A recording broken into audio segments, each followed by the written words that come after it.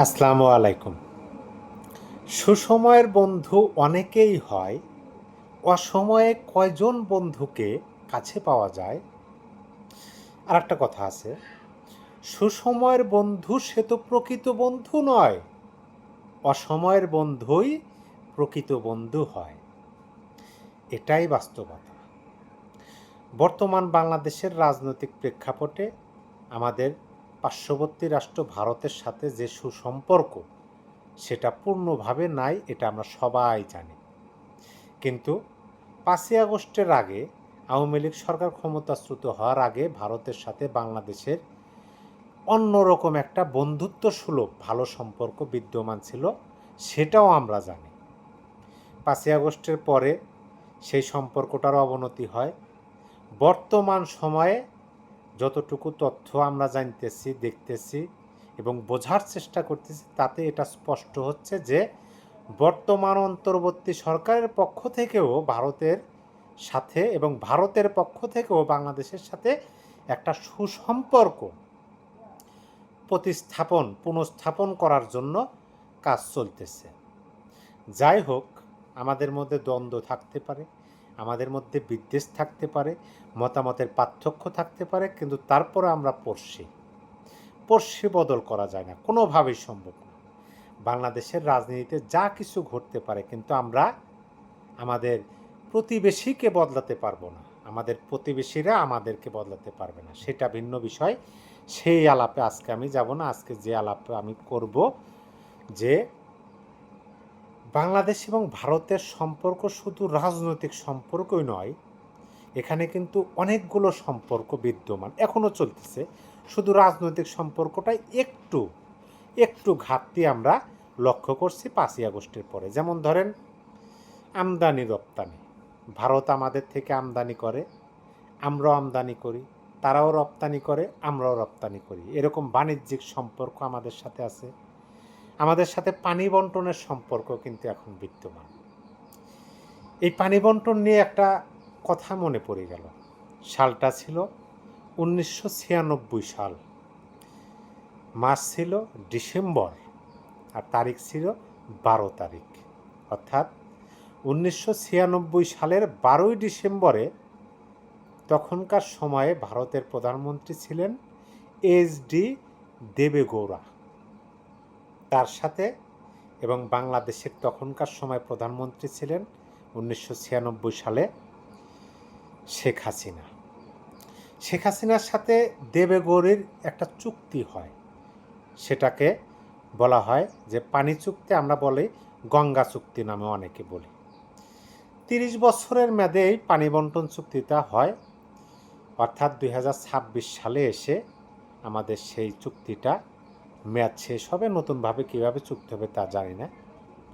এই কথাটা এজন্যই বললাম যে আওয়ামী লীগের সাথে কেন জানি ভারতের একটা অন্যরকম বন্ধুত্ব সুলভ সম্পর্ক আছে, যেটা কোনোভাবেই, আমি প্রথমে যে বললাম, সুসময়ের বন্ধু সে তো বন্ধু নয়, অসময়ের বন্ধুই প্রকৃত বন্ধু হয়। এখন অসময়ের বন্ধু হিসেবে মনে হইতেছে আওয়ামী লীগের ভারতকে। তাদের কথাই স্পষ্ট। দেখেন, প্রকৃত বন্ধু কিভাবে চিনবেন? প্রকৃত বন্ধু সেই, যিনি যে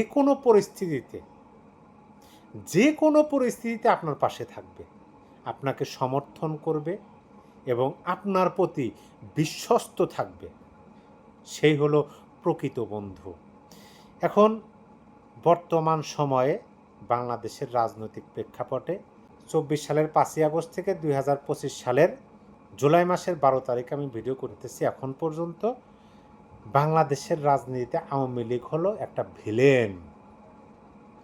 মানে আওয়ামী লীগের এই কালো নাই, সেই কালো নাই, ওই কালো নাই।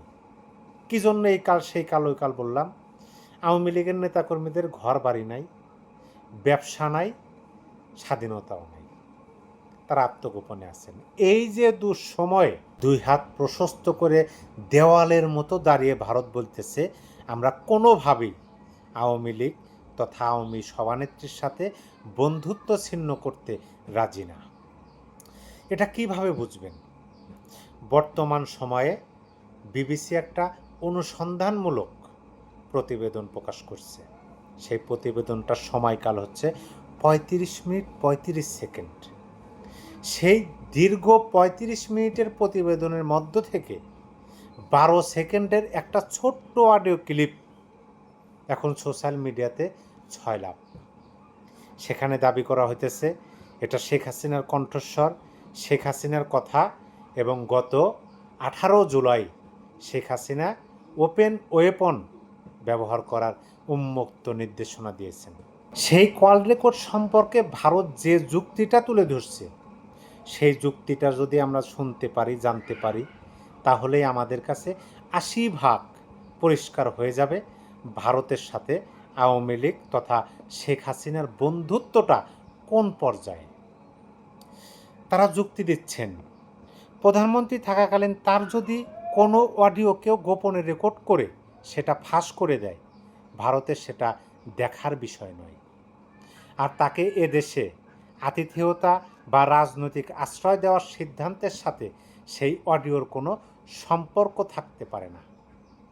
ভারত স্পষ্টভাবে বলে দিচ্ছেন, যেখানে শেখ হাসিনার কী কল রেকর্ড প্রকাশ হলো, কবে কারা রেকর্ড করলো, তিনি কল রেকর্ডে কী নির্দেশনা দিলেন, সেটা দেখার বিষয়। এগুলো শুনে যে ভারত অস্থির হয়ে যাবে, শেখ হাসিনাকে ফেরত পাঠাবে, তার কোনো সম্ভাবনাই নাই।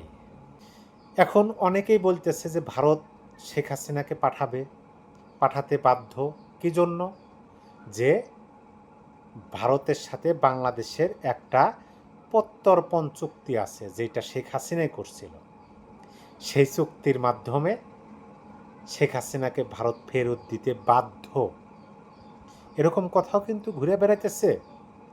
কিন্তু বাস্তবতা কোনটা? ভারত সরকারের শীর্ষ কর্মকর্তারা কি বলতেছেন সেটা আমরা শুনি। ভারত সরকারের একজন শীর্ষ কর্মকর্তা এ প্রসঙ্গে বিবিসিকে বলেছেন, আমাদের দুই দেশের মধ্যে প্রত্যর্পণ চুক্তি আছে ঠিকই, কিন্তু কোনো দেশ যদি মনে করে অভিযুক্ত ব্যক্তিকে নিজ দেশে ফেরত পাঠানো হলে তিনি রাজনৈতিক প্রতিহিংসার শিকার হবেন, তাহলে প্রত্যর্পণের অনুরোধ নাকচ করার অধিকারও তাদের আছে। এখন এই ধরনের বক্তব্য যে তারা দিচ্ছে একদম স্ট্রেট ফরওয়ার্ড, আপনি ভাবেন তো প্রকৃত বন্ধুর সম্পর্ক নাকি সুসময়ের বন্ধুর সম্পর্ক? এখন এখানে প্রশ্ন আসতেই পারে যে তারা কেন শেখ হাসিনাকে ফেরত দেবে না, চুক্তি লঙ্ঘন করতে রাজি, এই বিষয়েও তারা যুক্তি তুলে ধরছেন। তারা যুক্তি দিচ্ছেন যে বাংলাদেশে যেভাবে শেখ হাসিনা সহ আওয়ামী লীগের নেতাকর্মীদের বিরুদ্ধে ঢালাওভাবে হত্যা মামলা আনা হচ্ছে, অভিযুক্তদের আইনজীবীরা পর্যন্ত আদালতে হাজির হতে পারছেন না, কিংবা সালমান এফ রহমান, আনিসুর হক বা দীপু মনির মতো সাবেক নেতা মন্ত্রীদের আদালত প্রাঙ্গণেই শারীরিকভাবে হেনস্থা করা হচ্ছে, তাতে এই বিচার প্রক্রিয়া নিয়ে হাজারটা প্রশ্ন উঠতে বাধ্য। তার মানে হচ্ছে বর্তমান বাংলাদেশে আওয়ামী লীগের বিরুদ্ধে, শেখ হাসিনার বিরুদ্ধে যে মামলা হচ্ছে বা বিচার কার্য শুরু হইতেছে বা হচ্ছে, সেইটা সম্পর্কে অলরেডি হাজারটা প্রশ্ন তুলতে বাধ্য বলতেছে ভারত। এখন এই যে আমি সম্পূর্ণ আলোচনাটা করলাম, এই আলোচনার পরিপ্রেক্ষিতে এটা কি পরিষ্কার হওয়া যায় যে আওয়ামী লীগের সাথে ভারতের বন্ধুত্বর লেভেলটা অনেক উঁচু পর্যায়ে, এমনকি বর্তমান সরকারের সাথে যে সম্পর্ক তার চেয়েও অনেক উপরে আওয়ামী লীগ এবং শেখ হাসিনার সাথে ভারতের সম্পর্ক। আমার কাছে সেরকমই মনে হয়েছে। এবং এই যে রহস্যময় বক্তব্য, এই বক্তব্য থেকেই মোটামুটি পরিষ্কার হওয়া যায় যে ভারত কিভাবে শেখ হাসিনাকে দেশে ফিরিয়ে দিতে চান, কিভাবে প্রত্যাবর্তন করাতে চান, সেই 1981 সালের 17ই মের মতো, নাকি একজন দণ্ডপ্রাপ্ত আসামির মতো। সম্মানিত দর্শক, আপনারা কি বুঝলেন? 1981 সালের 17ই মে যেমন লক্ষ লক্ষ জনতা একত্রিত হয়ে শেখ হাসিনাকে আমন্ত্রণ জানাচ্ছিলেন, সেরকমভাবে, নাকি একজন দণ্ডপ্রাপ্ত আসামি হিসেবে ভারত শেখ হাসিনাকে দেশে পাঠাতে চায়? অবশ্যই আপনার এই বিষয়ের মতামতটা কমেন্টে জানিয়ে দিন। সবাই ভালো থাকবেন। আবার দেখা হবে।